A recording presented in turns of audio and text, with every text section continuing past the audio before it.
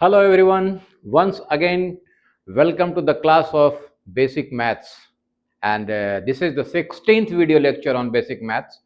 In this video lecture, as my promise, I will just continue for the practice session of vector, and this is the fourth practice session of the vector in which I will cover few more problems. So let us start without wasting the time. शुरुआत करते हैं question number 23। यानी इससे पहले previous 3 video lecture में हमने 22 problems discuss किए हैं और यहां पे हम आगे के प्रॉब्लम्स डिस्कस करने वाले हैं। So let us start. सबसे पहले 23 नंबर प्रॉब्लम में क्या कह रहा है जरा देखें। कह रहा when a forces F1 F2 F3, three forces are applied, F1 F2 F3 are acting on a particle of mass m। m मास का एक पार्टिकल है जिसके ऊपर तीन फोर्सेस काम कर रहे हैं, F1 F2 and F3, right. Such that F2 and F3 are mutually perpendicular. इसमें कह रहा है कि F2 और F3 एक दूसरे के ऊपर परपेंडिकुलर है। तो हमने ये दो फोर्सेस दिखा दिया F2 और F3, जिनके बीच में जो एंगल बन रहा है वो एंगल क्या बन रहा है, 90 degree, right. And the particle remains stationary. तीसरे फोर्स कैसे लग रहा है उसके बारे में बात नहीं कर रहा है, कह रहा है कि तीन फोर्सेस एक ऑब्जेक्ट के ऊपर लग रहा है, F1 F2 F3, और उसमें F2 और F3 एक दूसरे के परपेंडिकुलर है, राइट। इन तीनों फोर्सेस के लगने की वजह से हो क्या रहा है, पार्टिकल रिमेन्स स्टेशनरी, यानी पार्टिकल स्टेशनरी है। इसका मतलब यह है कि भाई रिजल्टेंट फोर्स, तीनों फोर्स की वजह से जो रिजल्टेंट फोर्स है F1 F2 और F3 की वजह से रिजल्टेंट फोर्स कितना है, 0 है। If the force F1 is now removed, कह रहा है कि भाई इनमें से हम F1 को अगर हटा लें, अगर F1 को हटा लें, इसका मतलब क्या है जरा समझने की कोशिश करना। F1 को हटाएंगे तो क्या होगा, ऑब्जेक्ट हमारा स्टेशनरी रहेगा, नहीं रहेगा। क्यों नहीं रहेगा, क्योंकि तीनों फोर्स मिल करके ऑब्जेक्ट को स्टेशनरी में रख रहे थे, यानी रिजल्टेंट को 0 कर रहे थे। अब रिजल्टेंट करने वाला में से एक फोर्स हटा लिया जाए तो definitely now it will not be in stationary form. तो कह रहा है if the F1 is removed then the acceleration of the particle is, particle का एक्सेलरेशन क्या होगा, यही पूछ रहा है। बड़ा इंटरेस्टिंग क्वेश्चन है, जरा समझने की कोशिश करो।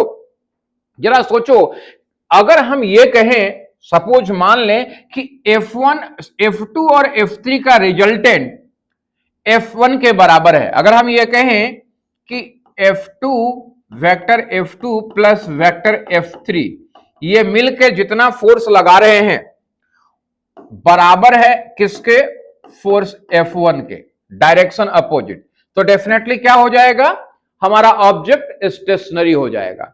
जरा देखो, अगर ये दो फोर्स ऐसे लग रहे हैं, इसका रिजल्टेंट इस डायरेक्शन में एक्ट करेगा और F1 भी इसी डायरेक्शन में एक्ट कर रहा है, तो दोनों क्या कर देगा, एक दूसरे को न्यूट्रलाइज कर देगा, राइट। अब कह रहा है कि F1 में अगर हटा लूं, F1 यहां से हटा लूं, तो अब ये दो ही फोर्स काम कर रहा है, F2 और F3 काम कर रहा है। गेटिंग अ पॉइंट, फोर्स क्या है, F2 और F3, यानी F2 और F3 F1 के बराबर है। F1 हटा लिया तो इसका मतलब अब केवल फोर्स F2 और F3 काम कर रहा है, और F2 और F3 का रिजल्टेंट किसके बराबर है, F1 के बराबर है। यही मेन समझने वाली बात है। कह रहा है कि बताओ कि भाई ये जो फोर्स हटा लिया, रिमूव कर लिया, तो एक्सेलरेशन ऑफ द पार्टिकल क्या होगा। फोर्स इज इक्वल टू क्या होता है बेटा, मास इंटू एक्सेलरेशन, यही होता है। Force is equal to mass into acceleration, तो एक्सेलरेशन इज इक्वल टू क्या हो जाएगा, फोर्स अपॉन मास। अभी इस ऑब्जेक्ट के ऊपर टोटल फोर्स लग क्या रहा है, टोटल फोर्स जो लग रहा है F1 को हटाने के बाद F2 प्लस F3 लग रहा है, यही फोर्स लग रहा है अपॉन मास। मास कितना दिया हुआ है इस ऑब्जेक्ट का, m। तो हमारे इस आंसर में कोई भी ऐसा नहीं है कि F2 प्लस F3 का magnitude plus divided by m, ऐसा नहीं है, राइट। तो हमारे पास अगर ये कह लें कि F2 और F3 का रिजल्टेंट किसके बराबर है, F1 के बराबर, तो हम इसे क्या लिख सकते हैं, F1 अपॉन m लिख सकते हैं, नहीं लिख सकते। यानी फोर्स F2 और F3 किसके बराबर है, F1 के बराबर, इसलिए क्या आ गया, ये F1 अपॉन m आ गया। अब हमारे पास F1 अपॉन m का ऑप्शन है, ऑप्शन ए कह रहा है कि भाई एक्सेलरेशन क्या होगा, F1 अपॉन a, तो it is the right answer of this question. बात समझ में आई? तीन फोर्सेस काम कर रहे हैं, तीनों फोर्सेस की वजह से ऑब्जेक्ट क्या है? स्टेशनरी है। इसमें से एक फोर्स जब हटा रहे हो तो जो दो फोर्स लगा हुआ उसी के फोर्स का रिजल्टेंट काम करने वाला है। तीसरे फोर्स की वजह से ऑब्जेक्ट स्टेशनरी था, इसका मतलब जो बाकी का दो फोर्स बचा हुआ है उसका रिजल्टेंट तीसरे फोर्स के बराबर है। यानी हकीकत में अभी जो फोर्स लग रहा है वो तीसरे फोर्स के बराबर का लग रहा है, डायरेक्शन अपोजिट, राइट? तो एक्सेलरेशन कैसे निकालोगे? एक्सेलरेशन निकालोगे फोर्स अपॉन मास। फोर्स क्या लग रहा है? तीसरा जो हटाया है फोर्स उसी के बराबर का, तो that force upon the mass will be the acceleration. Come to the next, अगले क्वेश्चन पे आते हैं। अगला क्वेश्चन कह रहा है कि two forces are such that the sum of their magnitude is 18 newton. दो फोर्स है हमारा, suppose F1 and F2 are forces. दो फोर्सेस हैं हमारे पास F1 और F2, राइट? कह रहा है कि इनका सम, मैग्नीट्यूड का सम ऑफ देयर मैग्नीट्यूड, यानी F1 प्लस F2 कितना है? 18 न्यूटन है। पहली बात तो ये कह रहा है कि F1 प्लस F2 कितना है? 18 न्यूटन।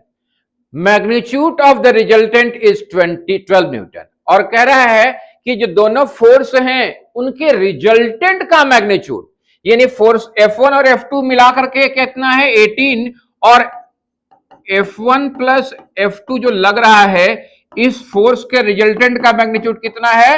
12 न्यूटन है, right? 12 newton. And their resultant is perpendicular to the smaller force. मजेदार बात क्या कह रहा है कि जो रिजल्टेंट बनेगा, यानी F1 और F2 से जो रिजल्टेंट फोर्स बनेगा वो resultant force perpendicular to the smaller force है। तो चलिए हम F1 F2 में से किसी को एक को छोटा मान लेते हैं कि late F1 be smaller. F1 क्या है? स्मॉलर फोर्स है। और रिजल्टेंट को हम क्या मान लेते हैं? फोर्स R मान लेते हैं। तो प्रश्न के अकॉर्डिंगली जो हमारा फोर्स, रिजल्टेंट फोर्स है R है, वो परपेंडिकुलर टू F1 है। तो चलो हम ड्रॉ करते हैं जरा डायग्राम को। चलिए, ये मान लो सपोज हमारा फोर्स है। कौन सा फोर्स है? ये फोर्स सपोज कर लिया हमने, ये फोर्स F1 मान लिया हमने। कहा सर ये F1 एक फोर्स लग रहा है, राइट? अब F1 जो फोर्स लग रहा है उसके ऊपर रिजल्टेंट क्या कह रहा है? कह रहा है सर रिजल्टेंट जो इसके ऊपर है वो 90 डिग्री का एंगल बना रहा है। रिजल्टेंट कितना डिग्री का एंगल बना रहा है? 90 डिग्री का एंगल। ये प्रश्न कह रहा है जी, राइट? रिजल्टेंट किसका? रिजल्टेंट F1 और F2 का। तो F1 और F2 का रिजल्टेंट कौन सा होगा भैया? जरा सोचो, यही तो होगा रिजल्टेंट। रिजल्टेंट यही तो होगा। जरा देखो, अगर मान लो सपोज करो ये वाला हमारा होता, अगर ये फोर्स जो होता हमारा F2 होता, F2 का डायरेक्शन इस तरीके से, तो F2 F1 is equal to, direction इसका बदलना पड़ेगा। डायरेक्शन क्या रहेगा? ये इसका ये रहेगा, ये डायरेक्शन। क्लियर है? यानी F2 plus F1 is equal to resultant, यही है। रिजल्टेंट जो है वो F1 के साथ क्या बना रहा है? 90 डिग्री का एंगल बना रहा है क्योंकि परपेंडिकुलर है। तो अब ये बन गया एक राइट एंगल ट्रायंगल, जिसमें F1 की वैल्यू नहीं पता, F2 की वैल्यू नहीं पता, लेकिन रिजल्टेंट की वैल्यू पता है। रिजल्टेंट की वैल्यू कितनी है? 12 न्यूटन है, 12 न्यूटन है। Is it clear? लेकिन F1 और F2 का सम पता है, F1 और F2 का सम पता है। तो बेटा हम F1 इज इक्वल टू क्या लिख सकते हैं?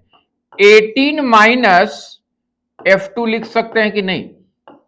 लिख सकते हैं F1 इज इक्वल टू, यानी F1 इज इक्वल टू हम क्या लिख सकते हैं? 18 माइनस F2। अब जरा यहां पे ध्यान से सोचो, अगर हम लोग पाइथागोरस थ्योरम लगा दें, तब पाइथागोरस थ्योरम क्या कहता है कि भाई base square plus perpendicular square equal to hypotenuse square. यानी according to the Pythagoras theorem हम क्या कह सकते हैं कि 18 माइनस F2 का whole square plus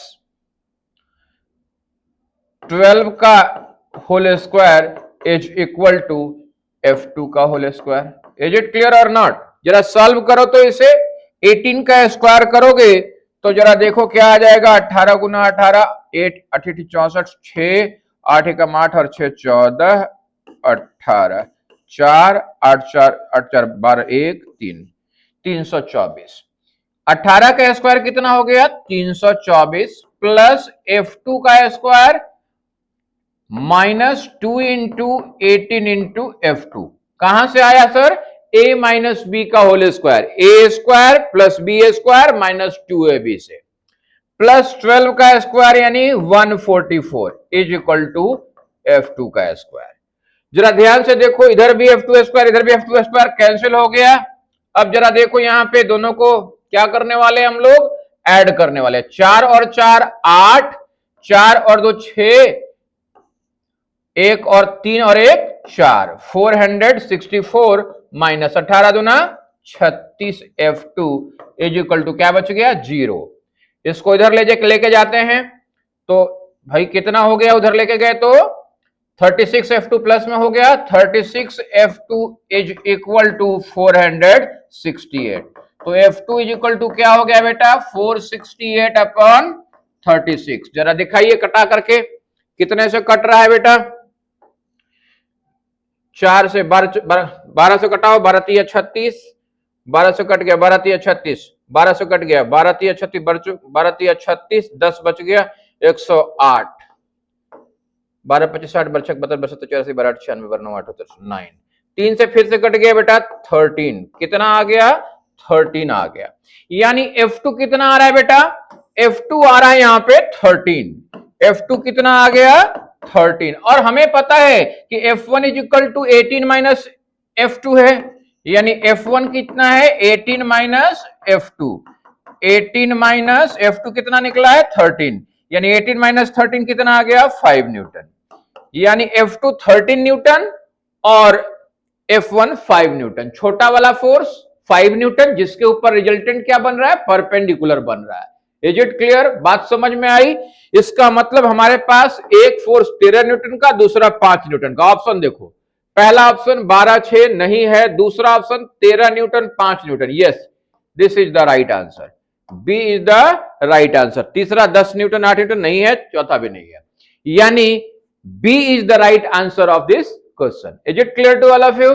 come to the next, अगले पे आते हैं।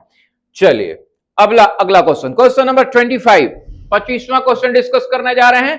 कह रहा है कि vector A cross B is equal to vector B cross A. यानी कह रहा है कि vector A cross B is equal to vector B cross ए। अगर ऐसा है तो कह रहा है ए और बी के बीच का एंगल बताओ। बड़ा इंटरेस्टिंग है।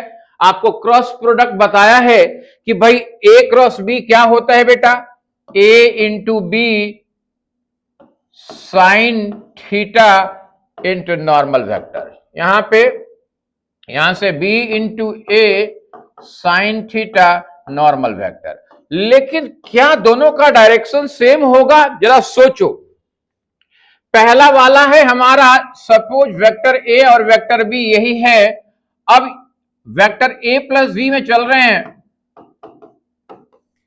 तो अब हमारा ये जो चीजें चल रही है कैसे चल रही है? ऐसे करेंगे तो ये किधर की तरफ जाएगा? नीचे की तरफ। लेकिन अगर ऐसा कर दें, इसको कर दें वेक्टर ए, इसको कर दें वेक्टर बी, और अब ऐसे चलें, तब क्या होगा? ऊपर की तरफ। मतलब डायरेक्शन दोनों का बदल रहा है।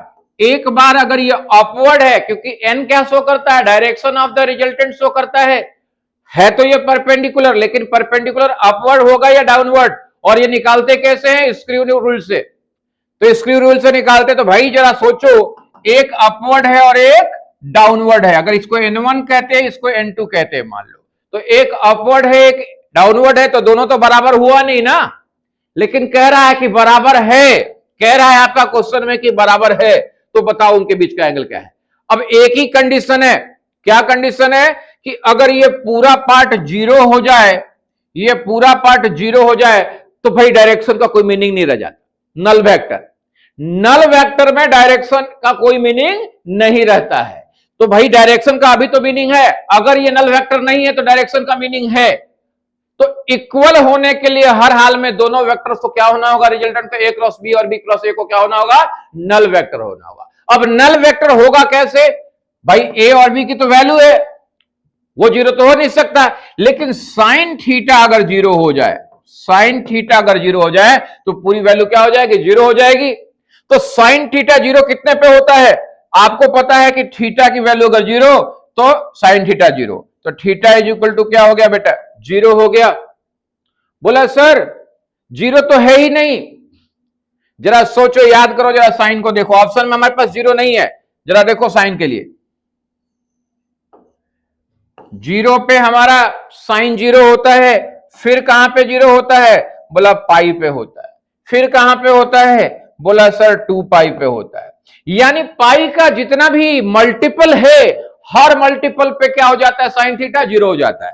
तो हमारे पास ऑप्शन 4 है, पहला ऑप्शन है पाई, बोला सर पाई पे तो जीरो हो रहा है इसलिए ये राइट आंसर। लेकिन बी और कोई पाई का मल्टीपल नहीं है, बाकी सब पाई के, पाई बाई 3 है, पाई बाई 2 है, पाई बाई 4 है, पाई का कोई भी मल्टीपल अगर इस क्वेश्चन के आंसर में होता तो definitely that will be the solution of that, right. तो ध्यान रखोगे कि जब भी दो वेक्टर का क्रॉस प्रोडक्ट का ऑर्डर चेंज करने के बाद भी अगर वो इक्वल हैं तो हर हाल में वो दोनों क्या होंगे, दोनों का रिजल्टेंट क्या होने वाला है, नल वेक्टर होने वाला है। और नल वेक्टर होने के लिए, रिजल्टेंट को नल वेक्टर होने के लिए हर हाल में उनके बीच का एंगल क्या होना पड़ेगा, जीरो होना होगा, पाई होना होगा, 2 पाई होना होगा, 3 पाई होना होगा। Is it clear? So come to the next, अगले प्रॉब्लम पे आते हैं। नेक्स्ट प्रॉब्लम 26 नंबर, बड़ा इंपॉर्टेंट क्वेश्चन है ये, बहुत इंपॉर्टेंट, याद रखने योग्य। क्या कह रहा है ये, कह रहा है resultant of A and B makes an angle alpha with A and beta with B. कह रहा है कि दो वेक्टर है हमारे पास ए और बी, उन ए और बी का जो रिजल्टेंट है वो रिजल्टेंट वेक्टर ए के साथ अल्फा एंगल बना रहा है और बी के साथ बीटा। दो डायग्राम हमने बनाए हैं, जरा देखो ध्यान से। यहां पे वेक्टर ए वेक्टर बी, इनका रिजल्टेंट पैरेललोग्राम लॉस में बना लिया हम लोगों ने। वेक्टर ए जो है रिजल्टेंट के साथ अल्फा एंगल और वेक्टर बी जो है रिजल्टेंट के साथ बीटा एंगल। बिल्कुल वैसे यहां पे भी बनाया, जरा ध्यान से देखना, ए बी पैरेललोग्राम बनाया, रिजल्टेंट ए के साथ अल्फा, बी के साथ बीटा। जरा दोनों देखो, कंपेयर करो, ध्यान से कंपेयर करना। सर यहां पे ए बड़ा है, ए बड़ा है, वेक्टर ए का मैग्नीट्यूड ज्यादा है, तो वेक्टर ए का मैग्नीट्यूड ज्यादा है तो रिजल्टेंट जो एंगल बना रहा है उसके साथ वो एंगल छोटा बना रहा है बी के तुलना में। तो एक बात याद रखना, बड़ा प्यारा सा बात वेक्टर के बारे में, क्या याद रखना, जिसके पास दौलत ज्यादा है लोगों का झुकाव उनकी तरफ होता है, ये कलयुग है ना। ओके, तो ध्यान रखो, जिसका मैग्नीट्यूड, जिस वेक्टर का मैग्नीट्यूड ज्यादा है रिजल्टेंट का झुकाव उसकी तरफ होता है, यही याद रखना। जिस वेक्टर का मैग्नीट्यूड ज्यादा है रिजल्टेंट का झुकाव उसी की तरफ ज्यादा होता है, यानी उसके साथ जो एंगल बनेगा वो छोटा बनेगा। Got it? क्लोज हो गया ना भाई, रिजल्टेंट उससे ज्यादा क्लोज हो गया, तो जितना बड़ा वेक्टर उतना ही छोटा एंगल, किसका, रिजल्टेंट का, उस वेक्टर के साथ। क्लियर है, याद रहेगा। तो चलो ऑप्शन पे आते हैं। ऑप्शन क्या है हमारे पास, ऑप्शन पहला ऑप्शन है कि अल्फा छोटा होगा बीटा से, कोई कंडीशन नहीं दिया, बोला नहीं ये तो गलत है। दूसरा कंडीशन है अल्फा छोटा होगा बीटा से अगर ए छोटा है बी से, मतलब जो छोटा उसी के साथ वाला एंगल छोटा, बोला नहीं सर कलयुग है, जो छोटा उसके साथ वाला एंगल छोटा नहीं, जो बड़ा उसके साथ वाला एंगल छोटा। जो बड़ा वेक्टर ए देखो यहां पे बड़ा है तो इसलिए एंगल ये छोटा बीटा के रिस्पेक्ट में, ये यहां पे छोटा लिया उसके अपेक्षा में तो ये एंगल बड़ा, तो ये गलत हो गया, ये भी नहीं ये भी नहीं। जरा सी को देखें, alpha is lesser than beta, यानी अल्फा कह रहा है lesser than beta if A is greater than B. देखो यहां पे ए बड़ा है बी से तो अल्फा क्या है, छोटा है, किससे, बीटा से। Okay sir, this will be the right answer. Alpha is lesser than beta, A बराबर बी होगा। बोला नहीं सर, अगर ए वेक्टर ए बराबर हो जाएगा वेक्टर बी के तो उनके बीच का एंगल भी बराबर हो जाएगा। Is it clear? तो बड़ा इंपॉर्टेंट है, सिर्फ इतना याद रखना कि जब भी दो वेक्टर्स की बात होगी, रिजल्टेंट का जो एंगल बनेगा उन दोनों वेक्टर के साथ अलग अलग, जिस वेक्टर का एम्पलीट्यूड, जिस वेक्टर का मैग्नीट्यूड ज्यादा होगा उसके साथ एंगल छोटा बनेगा, मतलब उसके तरफ उसका झुकाव ज्यादा होगा। बस इतना ही याद रखना। वैसे भी ध्यान रख सकते हो कि कलयुग का समय है, जिसके पास ज्यादा उसके तरफ झुकाव ज्यादा, झुकाव ज्यादा मतलब उसके साथ एंगल छोटा। कम टू द नेक्स्ट, अगले पे क्वेश्चन नंबर 27 पे आते हैं हम लोग। 27 क्या कह रहा है जरा देखो। कह रहा है कि vector A plus vector B का मैग्नीट्यूड बराबर है vector A minus vector B के मैग्नीट्यूड के। दो वेक्टर्स हैं, उनका एडिशन किया है, ए प्लस बी किया है, vector A plus vector B. Vector A plus vector B का मैग्नीट्यूड बराबर है vector A minus vector B के मैग्नीट्यूड के। तो कह रहा है कि then which of the following option is not true. चार ऑप्शन दे रहे हैं, बताओ इनमें से कौन सा ऑप्शन ट्रू नहीं होगा। समझने की कोशिश करो, बड़ा इंटरेस्टिंग क्वेश्चन है। कह रहा है ए में बी अ नल वेक्टर। पहला केस लेते हैं, जरा सोचो। Vector A plus vector B का मैग्नीट्यूड बराबर होना है vector A minus vector B के मैग्नीट्यूड के। कंडीशन है कि अगर वेक्टर ए नल वेक्टर है, वेक्टर ए नल वेक्टर के इसका मतलब वेक्टर ए का मैग्नीट्यूड कितना है? 0। वेक्टर ए का मैग्नीट्यूड 0, तो बचा क्या? सर वेक्टर ए तो खत्म हो गया, 0 है। तो अब 0 में प्लस करो माइनस करो, यहां प्लस बी यहां माइनस बी, मैग्नीट्यूड निकालोगे तो मैग्नीट्यूड चाहे प्लस ए वेक्टर का निकालो चाहे डायरेक्शन बदल दो, मैग्नीट्यूड तो सेम रहेगा। इसलिए पहला वाला ऑप्शन तो ट्रू है जी। हमें नॉट ट्रू ढूंढना है, ध्यान रखना। गलती से ट्रू ढूंढ के उसको सही ऑप्शन बता मत देना। यहां पे नॉट ट्रू ढूंढना है, मतलब एक गलत है और 3 सही है, तो पहला वाला तो सही निकल गया जी। दूसरा ऑप्शन देखते हैं। दूसरा कह रहा है कि बी में बी नल वेक्टर।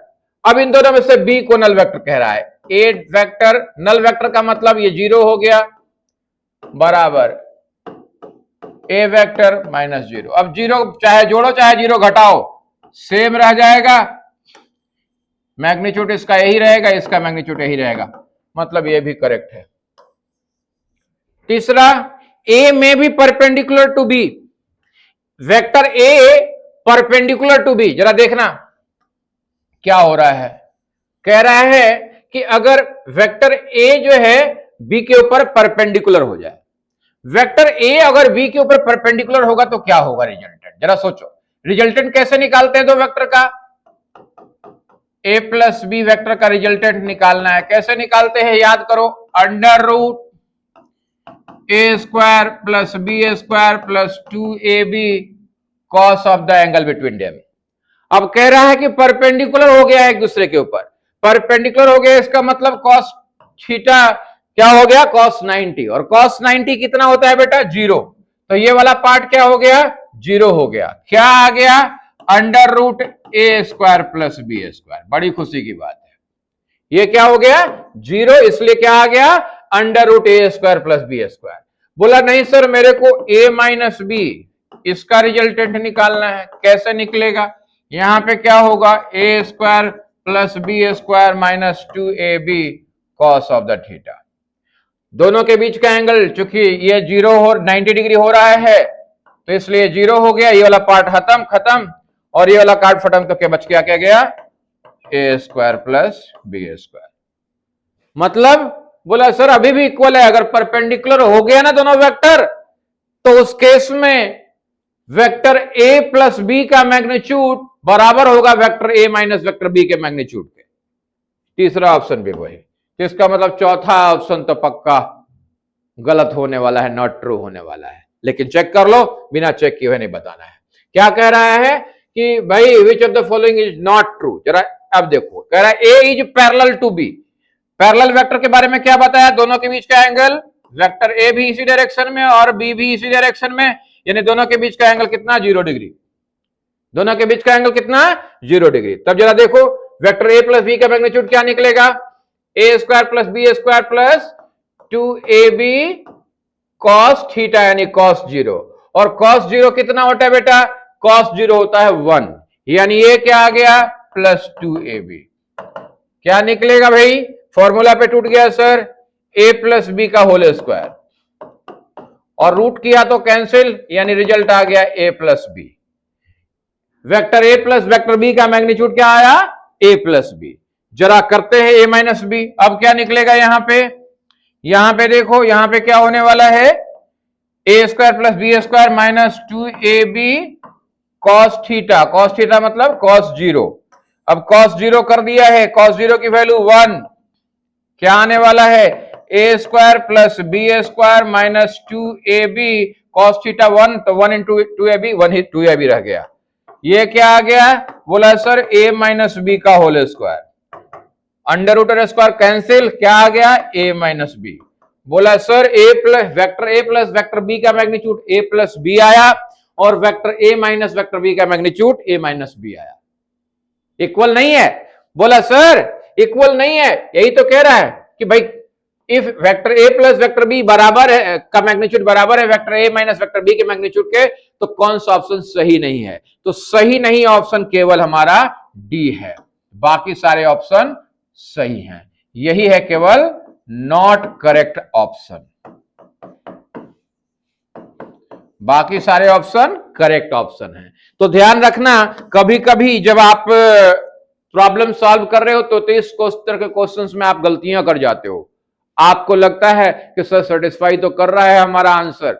ध्यान रखना, अगर नॉट ट्रू पूछा है, नॉट ट्रू, तो जो कंडीशन नहीं सेटिस्फाई कर रहा है उसको सर्च करना है। कम टू द नेक्स्ट, अगले क्वेश्चन पे आते हैं। अगला क्वेश्चन कह रहा है resultant of which of the following में बी इक्वल टू 0। ये भी बड़ा इंपॉर्टेंट क्वेश्चन है बेटा, बहुत ध्यान देने वाले कॉन्सेप्ट वाला है। कह रहा है कि हम आपको कई सारे वेक्टर्स दे रहे हैं, बताओ इन सारे वेक्टर्स का रिजल्टेंट 0 हो सकता है कि नहीं, पॉसिबिलिटी है क्या, यदि हम एंगल वैंगल बदलते रहे किसी भी तरीके से करके रिजल्टेंट 0 हो सकता है कि नहीं, ये पूछ रहा है। बड़ा इंपॉर्टेंट कॉन्सेप्ट है, दिमाग में बिठा लेना। ध्यान से ये रखो कि जब भी आपके पास हम 2 3 4 5 6 7 8 what ever lot many vectors provide कर दें, तो सिर्फ देखना ये कि जितने भी वेक्टर्स प्रोवाइड किए हैं ना हमने आपको, सबके मैग्नीट्यूड में सबसे बड़ा वाला वेक्टर ले लेना, बिगर, सबसे बड़ा वाला वेक्टर ले लेना, बिगर, सबसे बड़ा वाला, और बाकी के जो बचे हुए हैं ना सबका सम देख लेना। अगर सबसे बड़े वाले वेक्टर का वैल्यू बाकी बचे हुए वेक्टर के सम के वैल्यू से बड़ा है, ध्यान से समझो कि जितने भी वेक्टर्स बचे हुए हैं सब सारे वेक्टर्स का सम सबसे बड़े वाले वेक्टर के बराबर नहीं हो पा रहा है, उससे भी छोटा रह रहा है, यानी बड़ा वाला वेक्टर सबके सम से बड़ा है, सबको मिला लिया लेकिन फिर भी बड़े वाले के बराबरी नहीं कर सके। तो समझ जाना, किसी भी हाल में उन सारे वेक्टर्स के किसी भी तरीके का कॉम्बिनेशन करेंगे तो रिजल्टेंट 0 नहीं होगा। कह रहा है resultant of each of the following is equal to 0। तो जरा पहला वाला केस देखें। पहला केस में सबसे बड़ा वेक्टर क्या है, 30 न्यूटन का है, बाकी 10 का है, तो 10 और 10 दोनों को जोड़ा तो कितना है, 20। 30 से छोटा है सर, इसका मतलब इससे तो किसी भी हाल में 0 नहीं ला सकते। दूसरा वाला केस देखें, बोला सर यहां पे 10 है, 20 है, 30 है, 40 है, सबसे बड़ा वाला बोला 40 न्यूटन का, बाकी इसका का सम 30 प्लस 20 50 प्लस 10 60 हो रहा है सर, बड़ा है, बाकी का सम हमारे सबसे बड़े वाले वेक्टर से ज्यादा हो रहा है, मतलब ये ऑप्शन में पॉसिबिलिटी है कि हम रिजल्टेंट 0 निकाल लें, राइट। जरा तीसरा ऑप्शन देखें, तीसरा option 5 Newton 10 Newton 20 Newton 40 Newton, यहां पे भी सबसे बड़ा वाला क्या है, 40 न्यूटन है, लेकिन बाकी के बचे हुए छोटे वाले का सम कितना हो रहा है, 20 प्लस 10 प्लस 5 35 हो रहा है सबको मिला के, विच इज लेसर देन 40। और हमने कहा कि जब तक ग्रेटर देन 40 नहीं होगा आप रिजल्टेंट को 0 नहीं कर सकोगे। रिजल्टेंट को 0 करने के लिए हर हाल में क्या होना चाहिए, greater than 0, greater than the biggest होना चाहिए, या at least equal to the biggest होना चाहिए, तभी जाकर के 0 हो पाएगा, राइट। तो इसका मतलब ये भी ऑप्शन करेक्ट नहीं हुआ। और नन ऑफ दिस, बोला नहीं सर एक ऑप्शन तो इसमें करेक्ट मिल गया है बी। तो B is the correct answer of this question, question number 28। तो आप अपने दिमाग में अच्छे से बैठा लो कि जब भी ऐसा क्वेश्चन पूछा जाए या जब भी ऐसा प्रॉब्लम आए कि भाई बहुत सारे वेक्टर्स हैं, क्या सारे वेक्टर्स को मिला करके रिजल्टेंट जो बनेगा वेक्टर्स का वो जीरो हो सकता है? ध्यान से केवल ये देख लेना कि उन सारे वेक्टर्स में जो सबसे बड़ा वाला वेक्टर है, क्या वो बाकी के बचे हुए वेक्टर्स के एडिशन से बड़ा है? अगर बाकी के बचे हुए सारे वेक्टर्स के एडिशन से वो बड़ा है तो किसी भी हाल में रिजल्टेंट जीरो नहीं बना सकते आप। लेकिन बाकी के बचे हुए का सम जो है उस बड़े वाले वेक्टर से बड़ा हो गया है तो जीरो बनाया जा सकता है, और सर अगर इक्वल है तो तब भी जीरो बनाया जा सकता है। कम टू द नेक्स्ट, अगले क्वेश्चन पे आते हैं, क्वेश्चन नंबर 29। 29 कह रहा है कि a body is constant to move only along Y direction. एक बॉडी है जो वाई डायरेक्शन के अलोंग मूव कर रहा है, करेगा। Under the action of a force, भाई फोर्स लगाएंगे तभी मूव करेगा। फोर्स कितना लगा रहे हैं? फोर्स लगा रहे हैं -2i cap plus 15j cap plus 6k cap Newton का फोर्स लगा रहे हैं एक बॉडी के ऊपर, और वो बॉडी जो है मूव कर रहा है। मान लो यही बॉडी है, ये मूव कर रहा है। किधर मूव कर रहा है भाई? मूव कर रहा है Y direction, along the, a body constraints to move along the Y direction, Y direction में मूव कर रहा है। चलो हम पॉजिटिव वाई डायरेक्शन मान के चल रहे हैं कि पॉजिटिव वाई डायरेक्शन में मूव कर रहा है। तो भाई कितना मूव कर रहा है? The body moves a distance of 10 meter, 10 meter move किया है वाई डायरेक्शन में। अब याद करो, हमें ये जो मूवमेंट चाहिए 10 मीटर डिस्प्लेसमेंट वाला चाहिए। डिस्प्लेसमेंट क्या होता है बेटा? एक वेक्टर क्वांटिटी होता है। तो यहां पे चूंकि वाई डायरेक्शन में मूवमेंट हो रही है और हम पॉजिटिव वाई डायरेक्शन कंसीडर कर रहे हैं, तो डिस्प्लेसमेंट कितना हो गया? अगर ऑरिजिन से ले रहे हैं तो 10j कैप। डिस्प्लेसमेंट कितना हुआ? 10j cap. यानी अगर आप वेक्टर एस की बात करें तो vector S is equal to displacement vector is equal to 10j cap, यही दिया हुआ है। और फोर्स कितने का लगा रहे हैं? बोला फोर्स लगा रहे हैं हम लोग -2i cap plus 15j cap plus 6k cap का, राइट? ओके जी, बड़ी अच्छी बात है। तो कह रहा है कि बताइए कि वर्क डन कितना होगा। याद करो, बताया था मैंने कि वर्क डन बराबर क्या होता है? Work done is equal to होता है फोर्स इनटू डिस्प्लेसमेंट। लेकिन कौन सा? क्रॉस प्रोडक्ट या डॉट प्रोडक्ट? Dot product. क्यों डॉट प्रोडक्ट? क्योंकि सर ये जो है वर्क डन स्केलर क्वांटिटी है, तो स्केलर क्वांटिटी के लिए डॉट प्रोडक्ट। यानी अगर हम एस डॉट एफ लगा निकाल लें, या ऐसे कह लो एफ डॉट एस कह लो, force into displacement, force dot displacement, तो हमारा काम हो जाएगा। फोर्स कितना है हमारे पास? -2i cap plus 15j cap plus 6k cap dot S कितना है? 10j कैप को, 10j कैप को हम क्या लिख सकते हैं? आई के लिए कितना है? 0i cap plus 10j cap plus 0k cap कह सकते हैं। अब इनका डॉट प्रोडक्ट लेने का तरीका बताया था। क्या तरीका बताया था? आई का आई के कोफिशिएंट मल्टीप्लाई करो, जे का जे कोफिशिएंट मल्टीप्लाई करो, के का के कोफिशिएंट मल्टीप्लाई करो, सबको ऐड करो, रिजल्ट मिल जाएगा। तो -2 इंटू 0 0,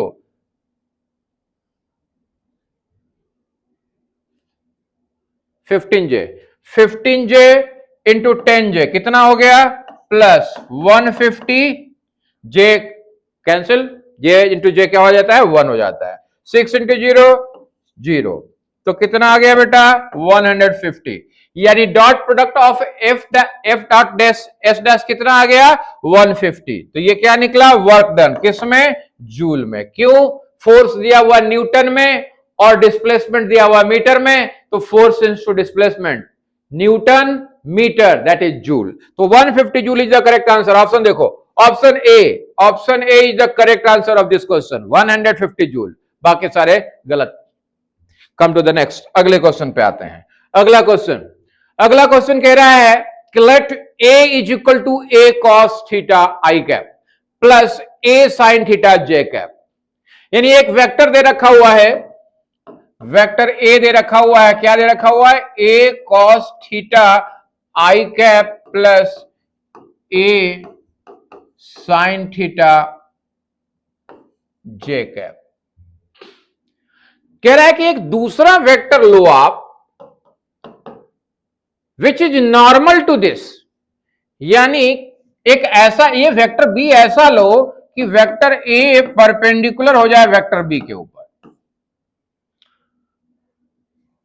तो कह रहा है कि इनमें से कौन सा ऑप्शन, मतलब जो वेक्टर लेने वाले हो another vector B which is normal to vector A is, कौन होगा इनमें से वेक्टर बी, यानी इन चार में से कौन सा वेक्टर हमारे वेक्टर ए के ऊपर परपेंडिकुलर हो सकता है। जरा याद करो इसको कैसे फाइंड आउट करेंगे। अगर जब कभी भी परपेंडिकुलर फाइंड आउट करने की बात हुई तो याद रखना परपेंडिकुलर का मतलब एंगल उनके बीच में कितना बन रहा है, 90 डिग्री। और डॉट प्रोडक्ट क्या होता है, vector A dot vector B is equal to क्या होता है, A B cos theta. Cos theta मतलब यहां पे कॉस 90 डिग्री है, चूंकि परपेंडिकुलर कंसीडर कर रहे हैं। और कॉस 90 कितना होता है, 0, यानी ये पूरा क्या हो जाएगा, 0। मतलब ये कि चार में से कोई भी ऑप्शन अगर डॉट प्रोडक्ट निकालने पे 0 आ जाए तो वही हमारा करेक्ट ऑप्शन होगा। करके देखें, चलो करके देखते हैं। पहला ऑप्शन ट्राई करते हैं। पहला ऑप्शन मान के चलते हैं कि हम ले रहे हैं कौन सा, B cos theta I cap plus B sine theta J cap.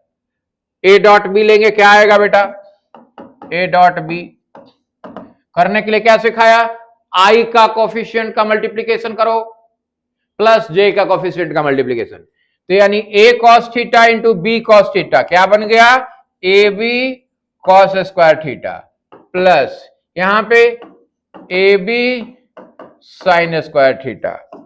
A B common ले लिए, cos square theta plus sine square theta 1, यानी आंसर आ गया ए बी। 0 नहीं हो रहा है भाई, 0 नहीं हुआ है तो परपेंडिकुलर नहीं हो सकता है, यानी ऑप्शन ए हमारा गलत है। जरा दूसरे वाले पे आते हैं। दूसरा क्या कह रहा है भाई, दूसरा कह रहा है कि बी वेक्टर जो ले रहेंगे B sine theta I cap plus B cos theta J cap ले लो। अब क्या होगा जरा देखो, डॉट प्रोडक्ट लेने पे 0 आ रहा है कि नहीं आ रहा है, जरा ध्यान से देखो। ओरली चाहो तो ओरली देख लो, A B sine theta into cos theta sine theta cos theta plus A B sine theta into cos theta, मतलब क्या हो गया, 2ab sine theta into cos theta. ये भी 0 नहीं हुआ, तो 0 नहीं हुआ तो ये भी ऑप्शन करेक्ट नहीं, क्योंकि परपेंडिकुलर होने के लिए हर हाल में डॉट प्रोडक्ट को 0 होना ही होगा। तीसरा ऑप्शन ट्राई करते हैं। तीसरा ऑप्शन क्या कह रहा है, तीसरा ऑप्शन कह रहा है B sine theta I cap minus B cos theta J cap. अब देखें क्या हुआ इस बार भी डॉट प्रोडक्ट लेने पे, A into B, A B sine theta cos theta plus into minus minus A B sine theta into cos theta. अरे तो सेम सेम हो गया, मतलब 0, same thing minus same thing 0। बोला ओके सर, अगर हमारा vector B sine theta I cap minus B cos theta J cap है तो डेफिनेटली वो वेक्टर ए के ऊपर क्या होगा, परपेंडिकुलर होगा, यानी C, option C is the correct answer. जरा ट्राई कर लेते हैं कि डी करेक्ट आंसर हो सकता है कि नहीं, क्योंकि दो ऑप्शन तो देख लिया हम लोगों ने, करेक्ट नहीं हुआ था।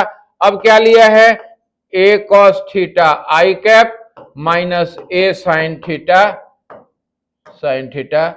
जे कैप। डॉट प्रोडक्ट लिया, क्या होगा, मल्टीप्लाई करो, क्या होने वाला है, A into A square cos square theta plus into minus minus A square sine square theta, A square common cos square theta minus sine square theta. ये भी 0 के बराबर नहीं हो रहा है, तो 0 नहीं हुआ है तो डेफिनेटली हुआ वेक्टर्स परपेंडिकुलर नहीं होंगे। तो only and only one option, option C is the correct option for this question. तो इसी के साथ इस प्रैक्टिस सेशन में आपके लिए 30 क्वेश्चंस का प्रैक्टिस कंप्लीट होता है। आगे आप अगर कहोगे तो डेफिनेटली हम आपके लिए और प्रैक्टिस सेशन अरेंज कर देंगे ताकि आपका और बढ़िया प्रैक्टिस हो जाए। तो आज के लिए इतना ही, फिर मिलते हैं हम नेक्स्ट क्लास में आपके साथ। तब तक के लिए जय हिंद, जय भारत।